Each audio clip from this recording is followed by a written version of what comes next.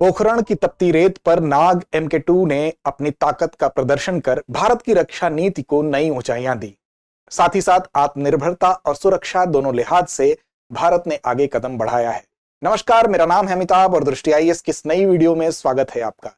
आज की हमारी चर्चा इसी पर केंद्रित होगी क्योंकि भारत ने पोखरण में नाग MK2 जो कि एंटी टैंक गाइडेड मिसाइल है उसका एक सफल फील्ड ट्रायल किया है और सफलतापूर्वक इसको लॉन्च किया है। और अब DRDO ने घोषणा की है कि भारतीय सेना में शामिल होने के लिए ये पूरी तरह से तैयार है। तो आज की हमारी चर्चा इस पर केंद्रित होगी। हम समझेंगे कि नाग MK2 एंटी टैंक जो गाइडेड मिसाइल है वास्तव में इसकी कौन सी वो विशेषताएं हैं जिसके भारत के लिहाज से, भारत की सुरक्षा के लिहाज से इसका महत्व बढ़ता है। तो आइए चर्चा की शुरुआत करते हैं, देखते हैं कि नाग MK2 का सफल परीक्षण हमारे लिए कैसे महत्वपूर्ण है।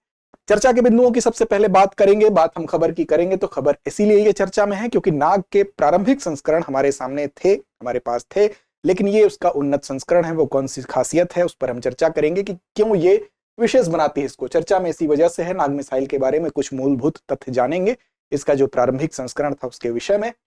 साथ ही साथ नाग MK2 कैसे उससे अलग है इसको समझेंगे, इसका इंपॉर्टेंस भारत के लिए क्या है, साथ ही एकीकृत गाइडेड मिसाइल कार्यक्रम क्या था उसको भी समझेंगे, उसका इससे क्या संबंध है वो भी आप समझ जाएंगे। अभ्यास प्रश्न की तरह अंत में चलेंगे, हमेशा की तरह एक प्रीलिम्स के लिए अभ्यास प्रश्न होगा। PYQ के इंपॉर्टेंस को देखते हुए आप जानते हैं PYQ का आपके प्रीलिम्स में कितना महत्वपूर्ण रोल होता है। साथ ही साथ एक मेंस का भी प्रश्न आपके लिए होगा। अभ्यास से विश्वास हासिल करके आप सफलता की राह को तय करें, इसलिए मेंस का भी एक प्रश्न होगा।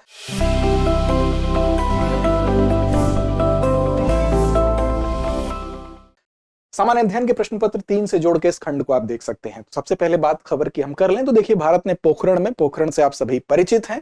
कैसे परिचित हैं कमेंट बॉक्स में कमेंट करके बता सकते हैं। कब कब क्या क्या पोखरण में आपने अनुभव किया, देखा, सुना, अपनी जानकारी के माध्यम से आप जानते हैं। नाग MK2 anti tank guided missile का यहीं पर फील्ड ट्रायल किया गया और यह पूर्ण रूप से सफल रहा। DRDO ने इसके लिए कहा, घोषणा की कि नाग प्रणाली अब पूरी तरह से भारतीय सेना में शामिल होने के लिए तैयार है। तो ये हमारे लिए खुशी की बात है और इसी खबर के आलोक में हमारी चर्चा केंद्रित होगी। इस खबर को आप यहां पर देख सकते हैं। तो देखिए, सबसे पहले समझते हैं जो नाग मिसाइल थी वास्तव में इसकी मूलभूत रूप से क्या विशेषताएं थी। इसके प्रारंभिक संस्करण को सबसे पहले देखते हैं, फिर MK2 पर हम आते हैं।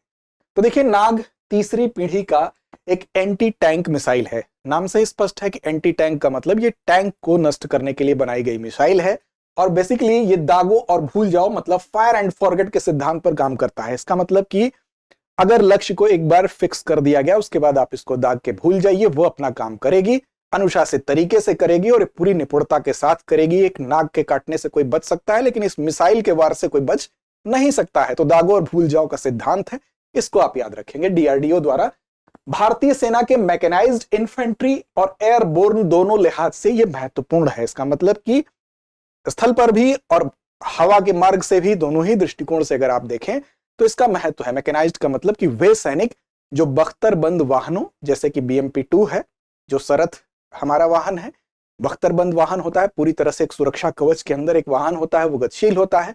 तो इसका काम क्या होता है, स्थल पर यह काम करता है। तो मैकेनाइज्ड वो सैनिक होते हैं जो बख्तरबंद वाहनों में चलते हैं और दूसरा एयरबोर्न का मतलब जो वायु मार्ग में गतिशील सैनिक होते हैं, जैसे हेलीकॉप्टर हो गया, पैराशूट हो गया, इसके माध्यम से। तो दोनों लिहाज से, स्थल से भी ये इसका वार किया जा सकता है और वायु मार्ग से भी इसका इस्तेमाल हो सकता है। तो ये विशेषता इसको और महत्वपूर्ण बनाती है। ये सभी मौसम में, दिन रात, किसी भी समय, जाड़ा गर्मी बरसात हो, दिन का समय हो, रात का समय हो, कभी भी किसी भी रूप में इसकी गुणवत्ता प्रभावित नहीं होगी, ये काम करेगा। तो ये भी इसकी खास बात है। और जो इसका प्रारंभिक संस्करण था अगर उसकी बात करें तो 500 मीटर से लेकर 4 किलोमीटर तक की दूरी को पर अगर कोई भी लक्ष्य है तो उसको ये भेद सकता था। ये इसकी विशेषता थी। स्थल वायु आधारित प्लेटफॉर्मों से लॉन्च किया जा सकता था। वर्तमान में जो इसका स्थल संस्करण है अगर उसकी बात करें तो एकीकरण नाग मिसाइल कैरियर, जिसको नाग मिसाइल कैरियर को नामिका कहते हैं, वो हमको उपलब्ध है और उसी से एकीकृत गाइडेड मिसाइल विकास कार्यक्रम का परिणाम इसको माना जाता है। अर्थात जो एकीकृत मिसाइल विकास कार्यक्रम है, IGMDP है, उसी के तहत इसको डेवलप किया गया है। तो ये इसका जो प्रारंभिक संस्करण था उसकी बात होगी। अब कैसे MK2 उससे अलग है, क्यों ये ज्यादा महत्वपूर्ण है, अब इसको देख लेते हैं। तो देखिए, यहां पर अगर बात की जाए तो ये भी क्या है, तृतीय पीढ़ी का fire and forget anti tank guided missile है, अर्थात दागो और भूल जाओ के सिद्धांत पर यह भी कार्य करता है। लेकिन अब अगर बात करें तो आधुनिक बख्तरबंद वाहनों जिनमें कि एक्सप्लोसिव रिएक्टिव आर्मर शामिल है उसके खिलाफ प्रभावी होता है।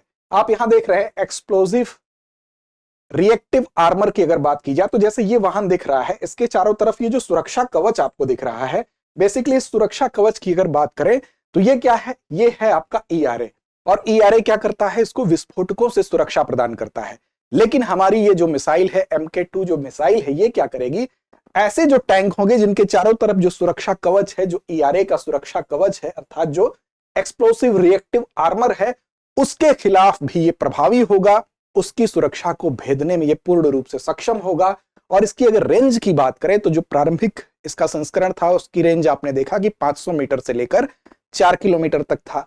लेकिन इसकी रेंज की अगर बात करें तो 7 किलोमीटर से लेकर 10 किलोमीटर की जो रेंज है उस तक ये कवर करेगा। तो दूरी के लिहाज से ये और ज्यादा उन्नत संस्करण के रूप में हमारे सामने आया है। अब देखिए इसमें टैंडम हीट वॉरहेड और टॉप अटैक क्षमता है। इसका मतलब ये हुआ जो टैंडम हीट वॉरहेड, हीट का मतलब क्या हुआ, जो high explosive anti tank, heat का मतलब हुआ हाई एक्सप्लोजिव एंटी टैंक, अर्थात टैंकों की जो सुरक्षा है ईआरए है उसको ये भेद देगा, क्योंकि ये 2 चरण में काम करता है। जो टैंडम हीट वॉरहेड होता है, वॉरहेड क्या होता है, दरअसल कोई भी मिसाइल होगी, कोई भी रॉकेट होगा, कोई भी टॉर्पेडो होगा, तो उसका वो हिस्सा जिसमें कि विस्फोटक होता है वो वॉरहेड होता है।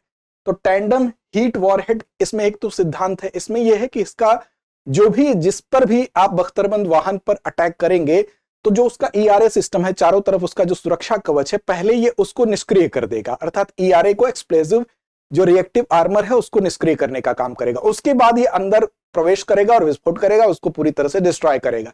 साथ ही साथ दूसरा है टॉप अटैक क्षमता। ये जो ऊपर का हिस्सा है, ऊपरी हिस्सा, ये टॉप पे अटैक करेगा और इस तरह से ये पूरे वाहन को क्षतिग्रस्त कर देगा। तो ये सिस्टम से ये लैस है, जिससे कि जो बख्तरबंद लक्ष्य है उसके कमजोर हिस्सों पर ये प्रहार करेगा। आपने प्रहार किया, सबसे पहले ये इस हिस्से को पिघलाने का काम करेगा, इस हिस्से को ये इस सुरक्षा को भेद देगा, इसको निष्क्रिय कर देगा, फिर अंदर प्रवेश करेगा, वहां से विस्फोट करेगा और टॉप हिस्से पर अर्थात ऊपर इस पर प्रहार करेगा। तो नाग MK2 मिसाइल जो है, एक तो इसकी रेंज ज्यादा है और दूसरी उसकी ये क्वालिटी इसको विशेष बनाती है। प्रक्षेपण के लिए इसके लिए प्लेटफॉर्म की अगर बात करें तो आप यहां पर तस्वीर में देख सकते हैं कि ये एक वाहन दिखाई दे रहा है। बेसिकली ये क्या है, तो ये नामिका है, ये मिसाइल नामिका से लॉन्च की जाती है, अर्थात ये एक गतिशील वाहन है। और नामिका क्या है, एक आर्म्ड व्हीकल है, अर्थात हम कह सकते हैं कि ऐसी गाड़ी है, आप देख सकते हैं टैंक की तरह ही है। और इसकी खासियत यह है कि ये ऐसे गुण से सुसज्जित है, एम्फीबियस क्षमता है। एम्फीबियस क्षमता का मतलब जैसे मेंढक होता है, मेंढक पानी में भी सक्रिय है और मेंढक स्थल पर भी सक्रिय है, उसी प्रकार ये भी पानी में भी गतिशील होगा और स्थल पर भी गतिशील होगा। इसका मतलब पानी में भी ले जाके हम इसको नाग जो है मिसाइल जो है इसको लॉन्च कर सकते हैं और स्थल पर भी लॉन्च कर सकते हैं। तो इस क्षमता से इसको लैस किया गया, अर्थात इसके लिए जो प्लेटफॉर्म है वो है नामिका, इसको याद रखेंगे। और ये वाहन जो है BMP-2 सरथ पर आधारित है। BMP-2 सरथ को अगर देखें तो यहां तस्वीर में आप देख सकते हैं, इसी को बेस बनाकर इसको तैयार किया गया है। तो BMP-2 सरथ जो है इसी को बेस बना के तैयार किया गया है नामिका को। फिर नामिका से लॉन्च किया जाएगा आपके नाग एंटी टैंक जो मिसाइल है, गाइडेड मिसाइल है, इसको लॉन्च किया जाएगा। और बेसिकली अगर BMP-2 सरथ की बात करें तो ये भी किससे प्रेरित है, ये प्रेरित है BMP-2 के डिजाइन पर, जो कि रूस का BMP-2 था, लेकिन इसको मॉडिफाई किया गया है भारत की परिस्थितियों के अनुसार। तो हम कह सकते हैं कि भारतीय परिस्थितियों के अनुसार पूरी तरह BMP-2 पर ढला हुआ नामिका एंटी टैंक मिसाइल नाग को MK2 को लॉन्च करने के लिए प्लेटफॉर्म के रूप में काम करेगा। आगे आते हैं, इसके इंपॉर्टेंस को समझते हैं, लेकिन उससे पहले आपको बता दें कि दृष्टि IAS मुखर्जी नगर की क्लासेस नोएडा शिफ्ट हो चुकी हैं और यहाँ पर जो नया बैच है IAS foundation prelims mains offline batch, Hindi माध्यम की शुरुआत 16 जनवरी से सुबह 11:30 बजे हो रही है। वहीं पर इंग्लिश मीडियम में भी एडमिशन प्रारंभ है। इसके संबंध में विस्तार से अगर आप कोई जानकारी चाहते हैं तो 8750187501 पर आप संपर्क भी कर सकते हैं।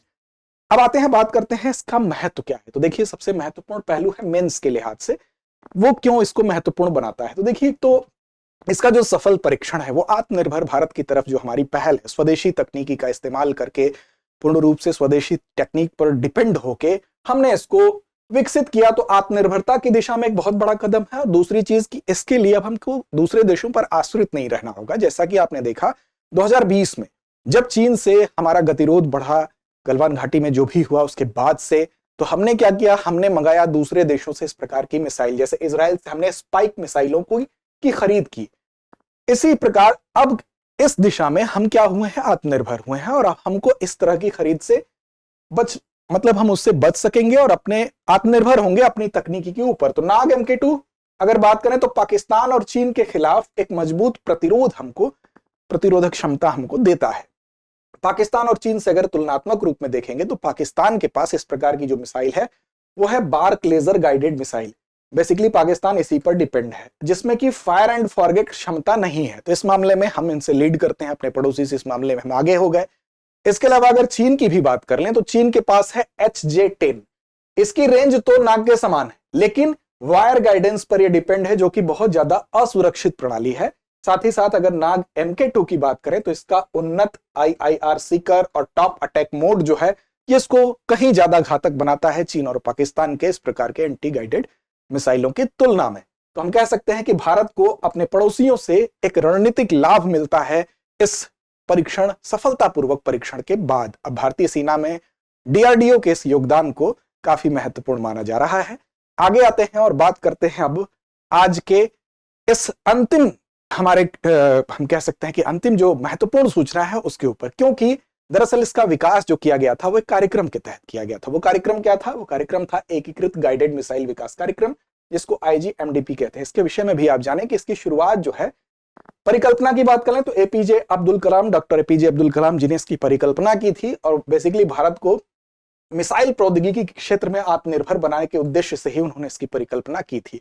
और इसका अनुमोदन भारत सरकार द्वारा वर्ष 1983 में किया गया था, लेकिन मार्च 2012 में इसको पूरा किया गया। और इस कार्यक्रम के तहत ही हमारी 5 मिसाइलें जो हैं वो विकसित भी की गई हैं। उसी का पार्ट ये भी है, जिसमें कि आप देख सकते हैं वो कौन कौन सी मिसाइलें हैं, शॉर्ट फॉर्म में यहां पर लिखा हुआ है। वो मिसाइल है हमारी पृथ्वी, अग्नि, त्रिशूल, नाग और आकाश। पृथ्वी की बात कर लें तो यह कम दूरी की सतह से सतह पर मार करने वाली बैलिस्टिक मिसाइल है। अग्नि की बात कर लें तो इसकी कई श्रेणियां हैं, अग्नि 1, 2, 3, 4, 5, इसमें विकसित ये भी बैलिस्टिक मिसाइल है। और त्रिशूल ये सतह से हवा में मार करने वाली कम दूरी की मिसाइल है। तीसरी पीढ़ी की एंटी टैंक मिसाइल जो है वो नाग है, जिसकी हम चर्चा कर रहे हैं, और इसी का ये उन्नत संस्करण MK2 आपके सामने आया है। आकाश भी है, जो मध्यम दूरी की सतह से हवा में मार करने वाली मिसाइल है। तो बेसिकली जो एकीकृत गाइडेड मिसाइल विकास कार्यक्रम है उसी का ये हिस्सा है। तो चलिए अंत में बारी अभ्यास प्रश्न की है। एक प्रश्न है आपके लिए प्रीलिम्स के लिहाज से और दूसरा है मेंस के लिहाज से।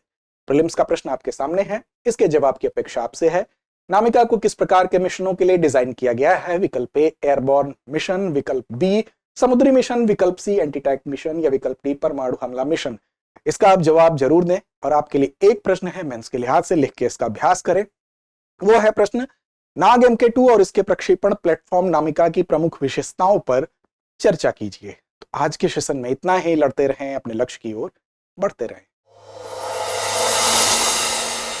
डियर व्यूअर्स, अपने एग्जाम की तैयारी को और बेहतर करने के लिए हमारे चैनल को लाइक, शेयर और सब्सक्राइब करना न भूलें।